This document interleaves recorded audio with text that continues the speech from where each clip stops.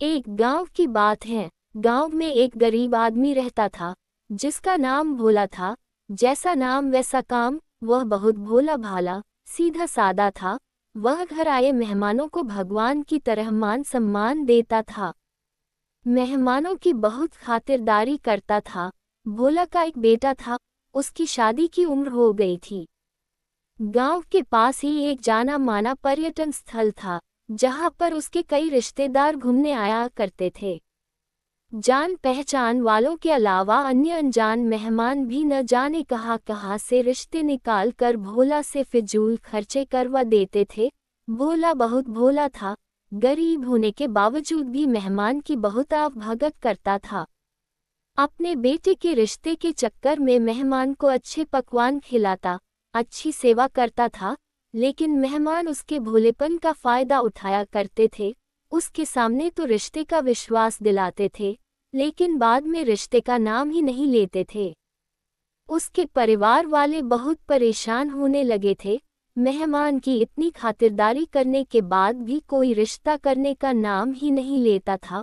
उन्होंने सोचा कि किस्मत का कोई भरोसा नहीं है, जब भी रिश्ते का योग बनेगा तो मेहमान खुद ही आकर हाँ करेंगे। हमने मेहमानों की इतनी खातिरदारी और आवभगत की, लेकिन किसी ने भी रिश्ते के लिए हाँ नहीं बोला। सभी ने अपना फायदा उठाया, इसलिए उन्होंने अपनी आदत को बदल लिया। मेहमान आता था और चाय पानी पिलाया और विदा कर देते थे। अब मेहमान आता और तुरंत वापस चला जाता था, जिससे उसका फिजूल खर्चा भी नहीं होता था और परिवार वाले भी आराम से रहने लगे और पहले से काफी ज्यादा होशियार हो गया था।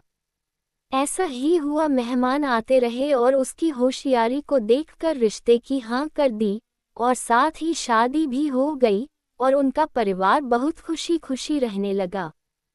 भोला को पता चल गया कि लोग हमेशा दूसरों के भोलेपन का फायदा ही उठाते हैं। मुंह पर तो अच्छे बोलते हैं और पीठ पीछे खिल्ली उड़ाते हैं।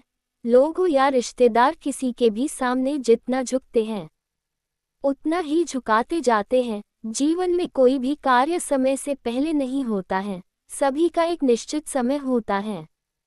दोस्तों, आपको ये कहानी कैसी लगी कमेंट में जरूर बताएं। अच्छी लगी तो रोज ऐसी कहानी पढ़ने के लिए हमारे YouTube चैनल सब्सक्राइब करें।